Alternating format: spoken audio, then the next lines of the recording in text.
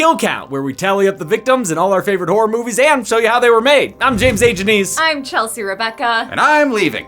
Nope. We're in this together as we're looking at VHS Viral, released straight to VOD in 2014. So you're just gonna start us off as usual? Yeah. Great, because I'm gonna go drink. Ooh, me too.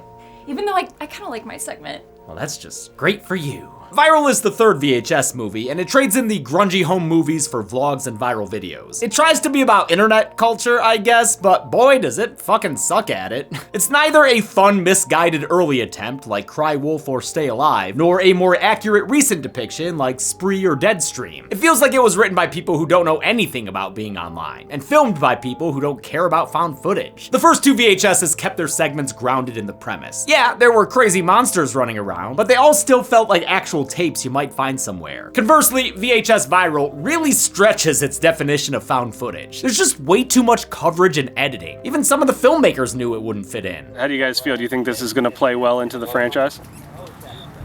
This is easily the worst film in the franchise. Like, seriously, it's not even close. What's sad is that the three main segments all have some degree of promise, but are flawed in different ways. The Wraparound story, meanwhile, is the messiest and most confusing segment of any VHS film. It alone sinks Viral to the bottom, and none of the other shorts are buoyant enough to bring it back up. This movie's so bad, the franchise went into hibernation for 7 years after its release. Thank God it came back strong in the 2020s, because Viral would have been a sad note to leave the series on. How many viewers will be sacrificed?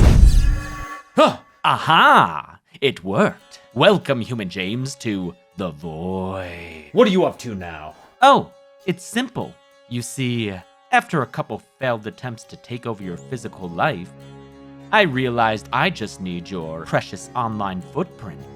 My plan was to hack your personal information, but that proved difficult. Yeah, that's because I have today's sponsor, NordVPN. It helps me stay safe with next generation encryption while also blocking malware, keeping me safe from malicious sites, downloads, trackers, and intrusive ads. And with the ability to connect up to 6 devices at once, I'm able to make sure I'm always protected. I know about NordVPN. Oh, how it has vexed me these months. I tried to send you files with malware attached to feed me your information, but the Threat Protection Pro virus scanner clocked it before it could get to me? It's true, but I will not be stopped. I've learned the arcane arts to trap you in this eternal prison. I'll let you out, though, if you give me your phone and all your passwords. Well, that's a terrible plan. Why? Stop biting me! Naruto Amat Tess! No! No need for arcane arts. Protect yourself with NordVPN by going to nordvpn.com/deadmeat to get a huge discount on a 2-year plan, plus 4 additional months. That's nordvpn.com/deadmeat, or click the link below. How many viewers will be sacrificed to the almighty algorithm? Let's find out and get to the kills. The movie begins with a butt blowing in the breeze. Wow, a butt this time. That's different than the usual boobs. Oh, never mind. The movie's Wraparound, Vicious Circles, follows Kevin, an amateur vlogger in Los Angeles. He spends all the livelong day filming his girlfriend in her underwear. Iris sometimes digs it. I love it when you record me. And other times does not. God damn it, Kev. No one to turn the thing off. This dude is obsessed with his camera and hopes to go viral one day. He sees a chance when a car chase on the news goes past his house. Haven't you ever wanted to be a part of something bigger than you? He thinks if he can capture this out-of-control ice cream truck, it'll be his ticket to internet fame. He rushes outside to film the chaos, but while he argues with a cop, Iris gets a notification on her phone that seems to put her in a trance. She wanders out into the street, but before Kevin can grab her, the ice cream truck comes back and flattens the police officer. Iris goes missing, and as Kevin gets a FaceTime from her, the movie launches into the first segment. All right, I'm already pissed off covering this piece of shit. Hey hon, can you come in before I go all Jason Takes Manhattan on this episode? You got it. I don't know if I like this or if I'm just falling in love with my captor. The first segment, Dante the Great, takes the form of a documentary about its titular subject. It's the first red flag of this movie, abandoning the found footage format. Like, a documentary thing could work, but not in a VHS movie. When you start adding sound design and intentional editing, it starts to feel less found footage and more footage I found playing at 1 a.m. on A&E in 2005. The magician known as Dante the Great was arrested today. While he's a big shot magician now, Dante, whose real name is John McMullins, began with humble origins. In case you didn't believe the film's insistence this man was trash, here he is doing card tricks for the boys on top of actual garbage. Why don't you make some beer up here? It'd be useful. His mom even looks like she curled her hair with beer cans for this interview. Not her normal beer cans, mind you. The ones for when company comes over. Dante's fortunes change thanks to a magical cloak once owned by Harry Houdini, who used it to summon hot chicks. Nice. But Houdini grew afraid of the cloak and ditched it, and it eventually wound up in Dante's hands. I'm not sure who printed instructions for the evil cloak on 8.5 by 11 printer paper, but that was nice of them. Nobody's really sure where he got the cloak. And we'll get no help from the guy with the magicianest name ever. Oh hey, that's actor John Curran, who played a pilot in Quarantine 2 and, more importantly, the doctor in Too Many Cooks. Kill me! The cloak is no parlor trick. It enables real magic that can bend reality to Dante's whim. He's literally the guy from that one hypothetical scenario in Chuck Klosterman's book, Sex, Drugs, and Cocoa Puffs. Let us assume you met a rudimentary magician. Let us assume he can do 5 simple tricks. He can pull a rabbit out of his hat, he can make a coin disappear, he can turn the ace of spades into the Joker card, and 2 others in a similar vein. However, it turns out he's doing these 5 tricks with real magic. Would this person be more impressive than Albert Einstein? America says hell yes, and Dante becomes an overnight sensation. Instant fame and black magic have a predictably negative effect on him, causing him to come down with a nasty case of CG demon face. Hey, what's up? Andrew Kramer here. This premise is cool, a guy finding a cape that's actually magic, but I'd much rather see it in the classic found footage style. Still, Justin Welborn's great in this role that was written just for him. He's a friend of filmmaker Greg Bishop's, who cast him in his first 2 features as well. We've seen Welborn before in Final Destination as Carter. Carter, dick! No, not that Carter, the racist one in The Final Destination, the 4th movie, the bad one. Dante has a problem when the cloak starts running low on magic juice. He had to feed it, and it was only hungry for one thing. Boobs? If it's boobs, then you're in the right franchise. But no, it's actually hungry for blood, so Dante sacrifices his lovely assistant. Instead of a towel, he hands this shower show girl a cloak of death. Women keep signing up to be the assistant for the magician whose assistants keep going missing, including this woman who's killed via demonic Dutch oven. This very unlikely footage was provided to the police by Dante's latest assistant, Becky Lynch. Oh, that's not Becky? Her name's Scarlett? You sure? She found the tapes in his escape room-ass secret circuit board drawer. Dante recorded everything. He always needed an audience. Oh, Dante, you and Evil Cape would have been the kings of Twitch streaming. Scarlett dreams of becoming a magician herself and hopes to benefit from Dante's tutelage. A beautiful magician's assistant who wants to be a magician but works for a chauvinist who assumes magic is the key to landing babes. Damn, I love Leprechaun 3. While no one else ever learned the secret of his cloak, Dante takes a liking to Scarlett and teaches her how to harness some of its power. I'm not sure what she thinks she's doing here, but good for her. The 2 wind up developing a close relationship, and just like Seymour Krelborn, Dante realizes the object of his affection has an abusive boyfriend that can be fed to his plant. Cloak. He kills the abuser by breaking his neck, and the cloak helps him finish the disappearing act. This segment, that I do enjoy despite my jobs, was written and directed by Greg Bishop. He'd go on to direct Siren, the feature adaptation of Amateur Night from the first VHS. For Dante the Great, he was inspired by a 2007 article about a police raid on David Copperfield's warehouse. Working with a low budget, he got creative with production. When a carpet store near him caught fire, he filmed the firefighters putting it out and wrote a fire into his script. And for everything in Vegas, they just did drive-by shots and replaced the signs in post-production. For the floating crowd shot, he had to make it work with only enough extras to fill 1 row. Many comps and some green screen wire work later, he had the final effect, which includes his cameo. Dante probably should have made all those snuff tapes disappear because now he's got a SWAT team knocking at his door. They get to the theater and Dante the Great gets fucking swatted while he's filming a segment for World's Greatest Magic or something. By the way, what touring Broadway production got kicked out of the Pantages so Dante could have a residency? He's taken into custody in front of a crowd of fans. Gentlemen, this is democracy manifest. Thanks to his cape, however, the cop in the car finds himself in cuffs, and it's revealed Dante was actually filming the whole time. Hi, may I help you? Hey, here's $100. I owe it to your son. What the fuck? Okay, Dante, I can see why all the baddies on the Vegas Strip would go missing for you. The police assure Scarlet that there's no such thing as magic, just as she gets yanked by the ass into the chair realm. It's magic. He's interrupted by the SWAT team again, so Dante casts her aside to deal with them. He mind freaks out, snapping the bones of 2 approaching officers, then kills a third by unwrapping him like a Christmas present. Dante puppeteers a cop body and uses it to shoot 2 more officers who do some stunt guy backflips. All the while, Dante throws out cheesy one-liners that I can't help but love. Welcome to the show. This is exactly who this guy is. He has a damn flavor saver, for fuck's sake. Pyrotechnics light one dude on fire before he's force thrown against a wall, and a final officer is tucked goodnight into a bed of nails. We've now totally lost the plot in regards to where these cameras are supposed to be. Who is recording this? The documentary crew? They don't get paid enough? So in this film, when all hell breaks loose, I decided to shift into more traditional cinematic filmmaking techniques, as if we've caught up with all the footage and we're now in real time. So you literally just abandoned the found footage format. But that's the series. 2 more SWAT guys show up and manage to gun Dante down. But it turns out this was magical friendly fire. He's actually swapped places with the other officer. Ta-da.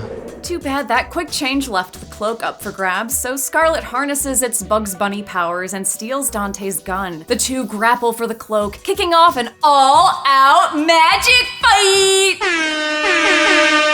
They're flinging fireballs, they're walking on walls, they're throwing flocks of doves at each other. You know, magic stuff. And still, it's all being recorded. Bishop filmed these fight scenes at a martial arts school owned by their producer. It gave them access to a bunch of stunt performers and a gym that became a theater backstage thanks to production designer Molly Coffey. I commend Bishop for going practical with the squibs and pyro. You're on fire? Yeah, he is. Even Dante's fireball was practical. They dipped a tennis ball in camping fuel, lit it on fire, and slid it down a wire they erased in post. And it looks great. After a while, Dante gains the upper sleight of hand. He gets ready to feed Scarlet to his magic cape, but she's been practicing her own tricks. She conjures up some ropes that pull Dante back, and he's finally finished off, devoured by his own cape. And now the cape can enjoy all that saved flavor. Dante's eventually declared missing. I guess they just choose to ignore the copious footage of him being killed by magic, from multiple angles even. Somehow also someone filmed Scarlet burning the magic cloak. Here, fire, eat this picture too. Fire! Fire! God, that must smell so evil. Later though, the cloak returns to check Scarlet out in those shorts. Alright, cloak, you can look but you can't touch. What did I just say? Thanks. Now I'm gonna have to put her on the count. Good job, Cloak. Way to end the segment. Alright, I did my part. James, you're back in. What? You're not gonna talk a little bit about the interlude? No, I'm not touching that.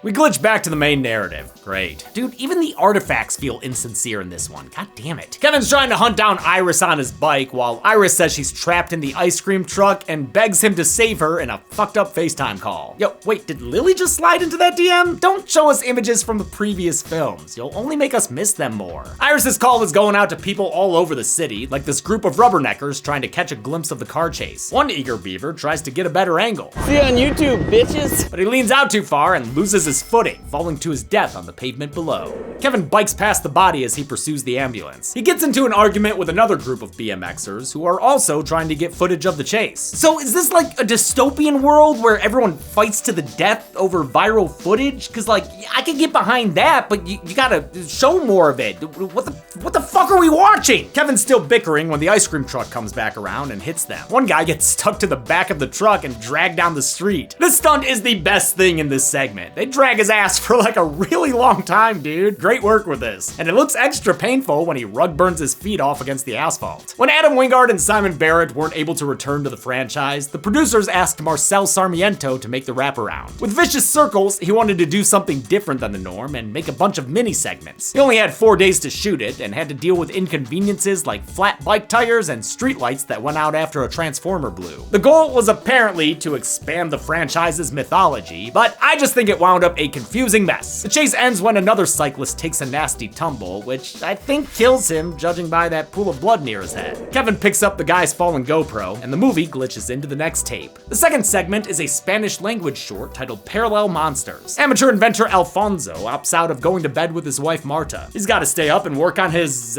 what is that, the edge of a pod racer engine? But he ain't working for Gasgano, he's working for science and building a door that'll let him access other dimensions. His latest iteration works, opening up a portal to an alternate garage with an alternate Alfonso. Ha funcionado, ¿no? Sí. At first glance, the two seem completely identical, and they are absolutely giddy about that. ¿Cómo te llamas? Alfonso. Tú también, ¿no? I love this excited performance by Gustavo Salmerón, who manages to play the alternate version slightly different. Other Alfonso successfully crosses through the portal, so the two decide to swap universes for 15 minutes. Ahora tenemos los dos lo mismo en la cabeza. ¿Verdad? I'm not sure. Is it the same thought Jack Quaid had when there were two of him? I got you a Jack Quaid. I got you, Jack Quaid. Let's make him fuck. What?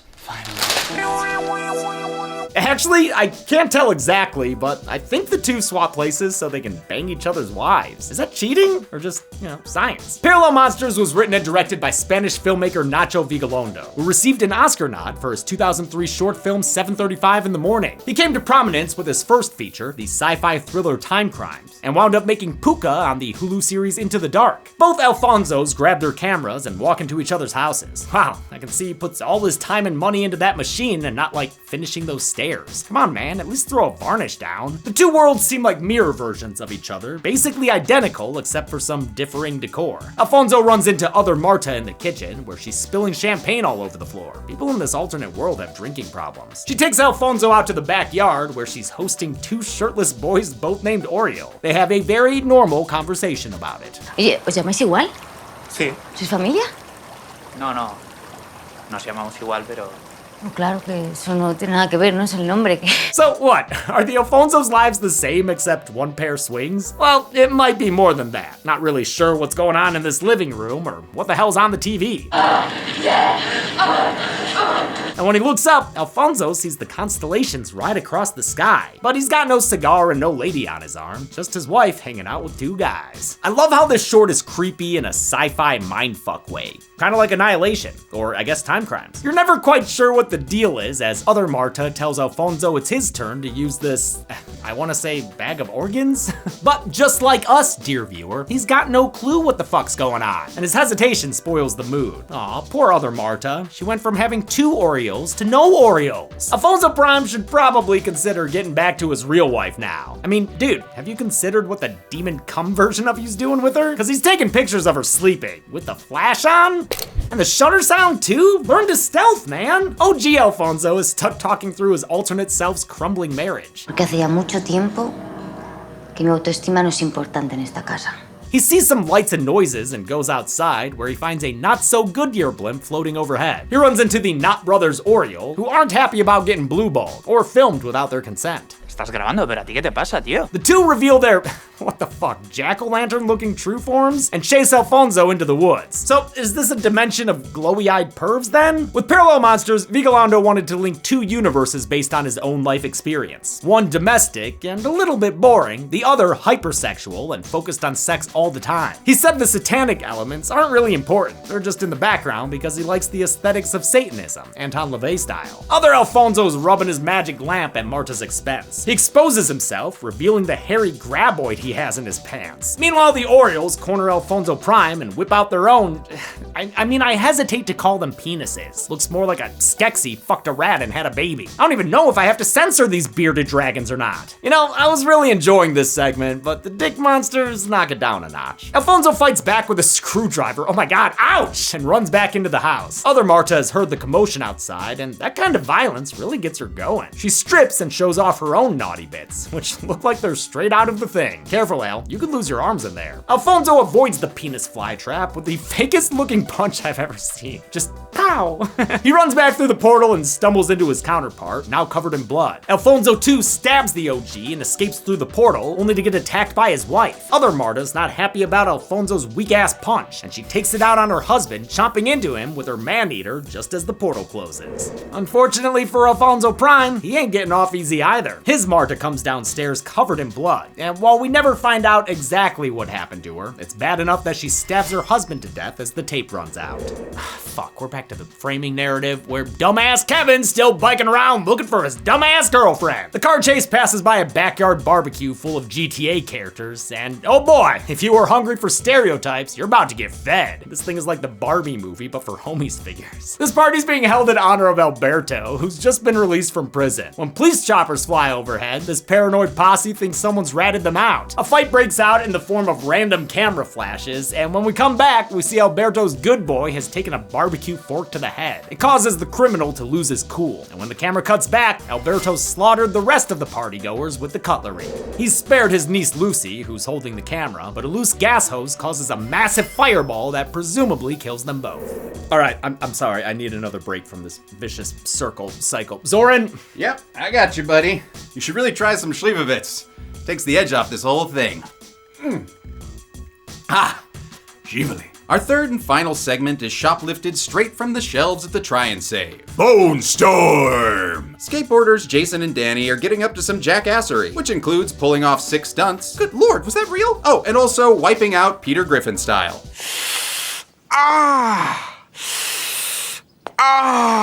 To film their Plan B videos, they've hired a Craigslist cameraman, which always works out well. But this dude named Taylor turns out to be a Tony Hawk bro hater. We all good?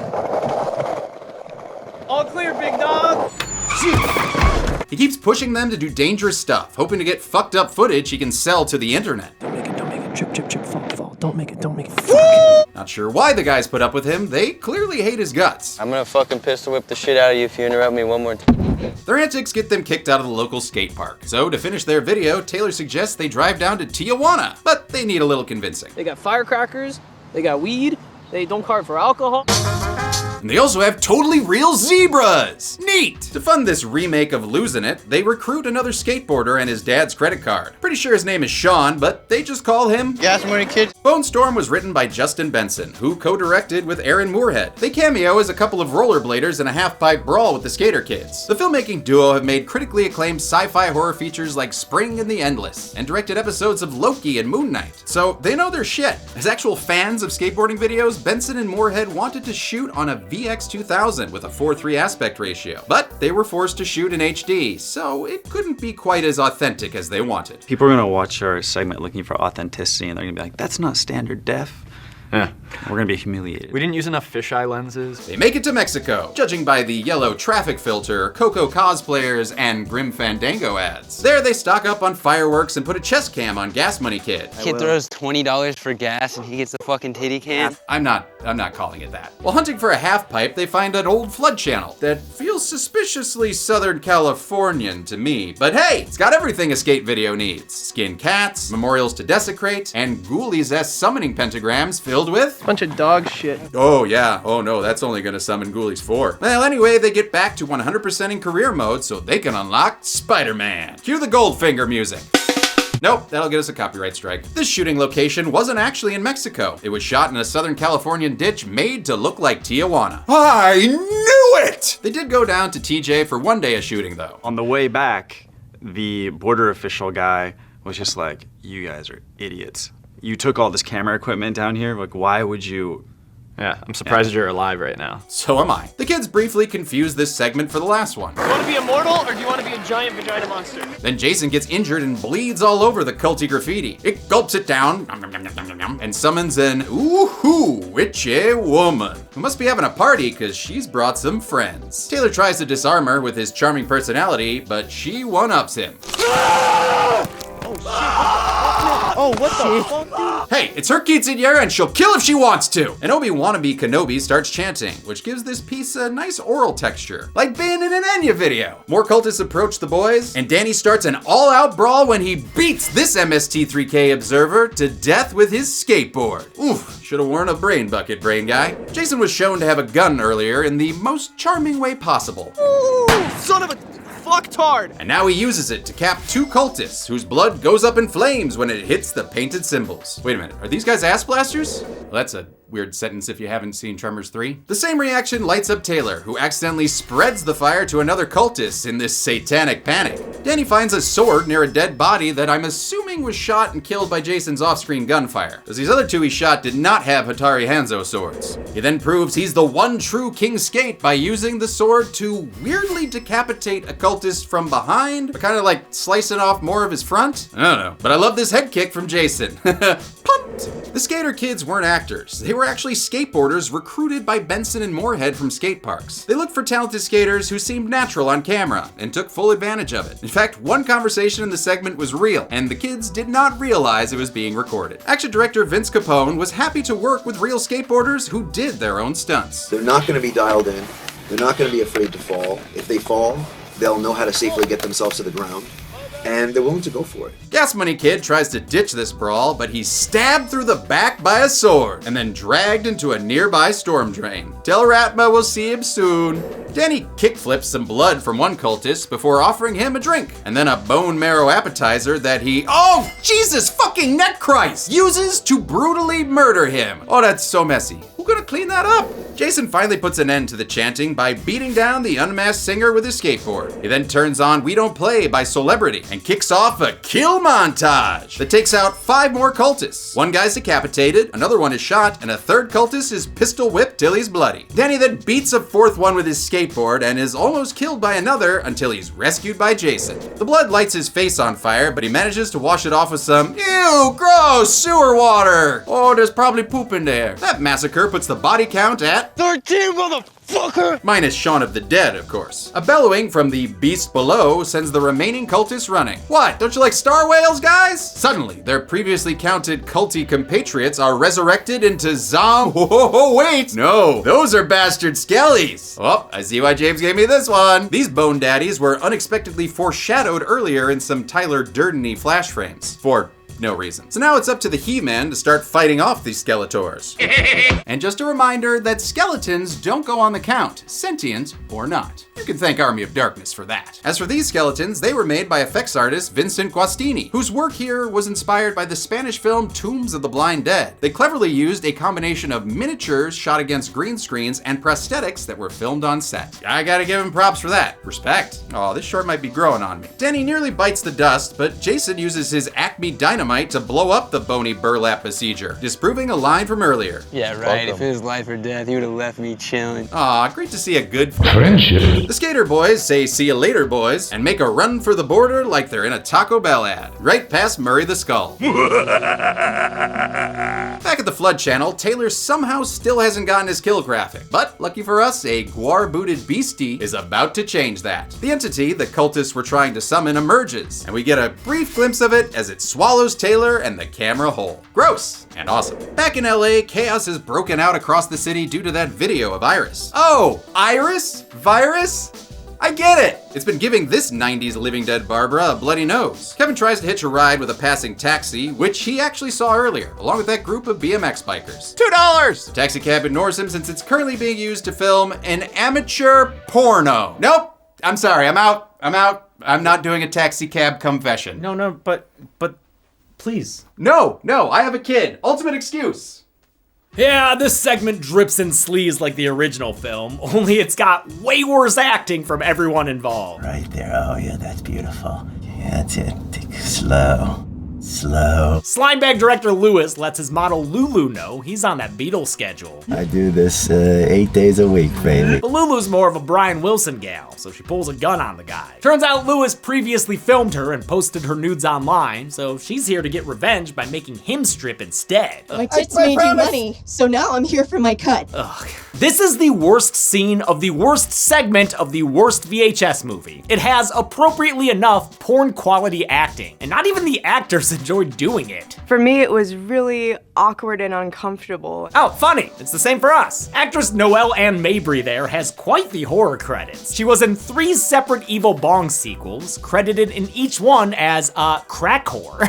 And she played one of Morella's victims in the worst horror movie I've ever seen, Veronica. Check out our commentary track cut down of that piece of shit on Dead Meat Presents. Dude, our spider's gonna come out of her boobs. Oh, no! Your tits, they're looking at me. Lewis and his driver accomplice take back the upper hand, and the bastard tries to strangle Lulu to death. Suddenly, an airborne cop car crashes into the taxi, killing all 3 of the occupants and thankfully ending this interlude. A blue screen takes us back to the LA River, the place where this movie began. It was a mere 80 minutes ago, but it feels like a fucking eternity. Originally, a 4th segment was meant to be included, called Gorgeous Vortex, written and directed by Todd Lincoln. It didn't make the cut, since inexplicably, it's not found footage at all. Like, the other segments take liberties with the format, but this one doesn't even pretend to be anything but a standard spooky short. Adding in the occasional VHS static doesn't change anything. It still looks like a perfume ad where a chick walks around in heels and gets a DEXA scan by weirdos in cult masks. Honestly, I didn't think there could be worse segments than the ones we got, but man, I couldn't even finish watching this one. Kevin eventually finds the ice cream truck blasting Ode to Joy. You know, that song from the Stars commercials.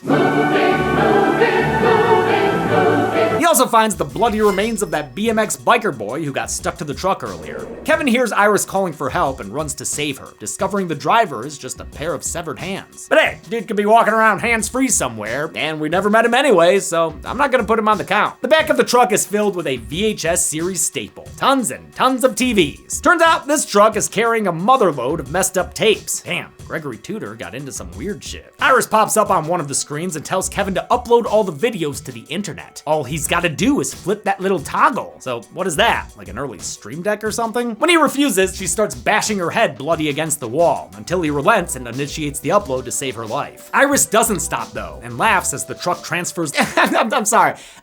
What the fuck is going on in this segment? Kevin stumbles out and discovers the real Iris, who's been dead this whole time. Ooh, what a twist, or whatever. He retrieves the phone stuffed in her mouth and watches the screen, which gives him a nosebleed of his own. Ode to Joy reaches its conclusion, and the movie finally fucking ends as the whole city goes haywire. How many victims were eviscerated by this viral outbreak of violent vlogs? Let's find out and get to the numbers. Hey. No more of these murder tapes, okay? I'm not giving you this. What? How'd you do that? Editing.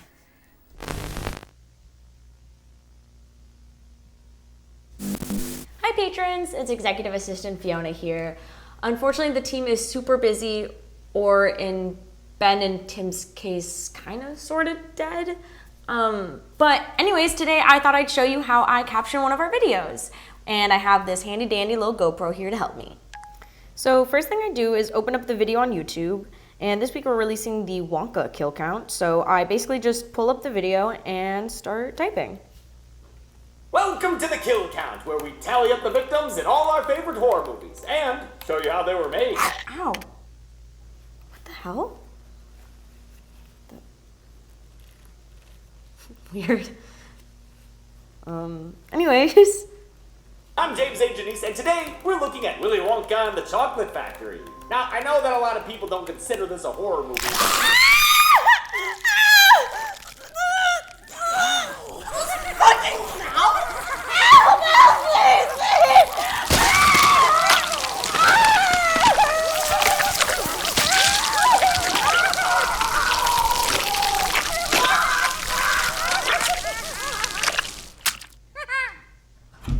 Fiona,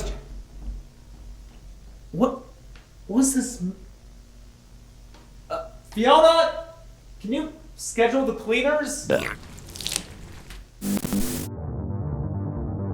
We counted 49 kills in VHS Viral, with the victims consisting of 41 men and 8 women. That gives us this trending page pie chart, but the movie falls just short of VHS 2 in terms of kills. I blame the segment that got cut. This was the first VHS where every segment had at least one kill, and Vicious Circles became the deadliest wraparound of the series. With a runtime of 81 minutes, VHS Viral had a kill on average every 1.65 minutes. And with 4 segments, including the wraparound, we had an average of 12.25 kills per segment. We'll give the Golden Chainsaw for coolest kill to Alternate Alfonso. Parallel Monsters is the strongest segment, and even though I may not love the gestating genitalia, it makes for a unique and bloody climax. Wink. Dull Machete for lamest kill will go to Dante the Great. His death looks dumb. You can tell that it's literally just a guy snuggled up under that cape in there. And that's it. VHS Viral came out in 2014 to pretty negative reviews, obviously. Well, thankfully the franchise got a fresh start with VHS 94. We'll look at that in 2 weeks to kick off October. But until next time, I'm James A. Janice. I'm Chelsea Rebecca. And I'm a man who was twice dropped by The Collective, the agency that produced these films. That sucks. And this has been The Kill Count. On the next Kill Count. I Spy with My Little Eye, a movie that begins with the letter T. These hills are full of iron. Yeah, close, but not quite. It's The Hills Have Eyes, a road trip movie for the whole family. What? Specifically, the Carter family, who are driving through the desert on their way to LA. You sure as hell off the beaten track for that. Unluckily for them, their RV breaks down smack dab in the middle of Cannibal Canyon. That was a bad mistake. Wes Craven's second horror film is a bleak and bloody bad time. It's got torture, rape, and animal death, and is overall a miserable affair. Why are you doing this? Because it's a classic and a damn fine horror movie. It wants to make you feel bad, and it does. So if you're in the mood to ruin your night, watch the original The Hills Have Eyes. Is that too much to ask? And on Friday, call all your friends over. Katie!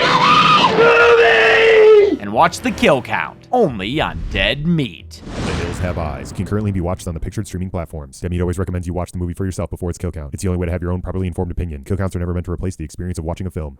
Thanks a lot for watching this Kill Count on VHS Viral. You know, the more that we learned about the segments, though, I feel like the more we kind of liked them. I just like anything about magicians. I love magic. Yeah, the filmmakers are actually really good on mine. As always, it's hard to hate something when you learn the work that went into it, I feel. Shout out to Executive Assistant Fiona, who is not dead. She did not die. For real, she's alive. Fiona really helps run the company, keeps us sane by helping us with tasks from walking Molly to keeping our calendars. Our schedule, yeah. Yep, she does the captioning for the videos that everyone appreciates so much. She does the... Decorates the sets. Yeah. Set deck, yep. She is a master of all things, and she warms your heart anytime you see her, and she gives you that little Fiona's wave, just so happy. My favorite one is when she's doing that, then turns into a zombie. And Don't Hug Me, I'm Scared. Oh, hi, Molly. Molly loves Fiona, too. She does, actually. She always runs downstairs and checks where she is. And yeah, thanks to Ryan Ward for that amazing blood effect on there, and all the folks that pulled together to shoot these to the numbers tapes. Thanks, everyone. Be good people.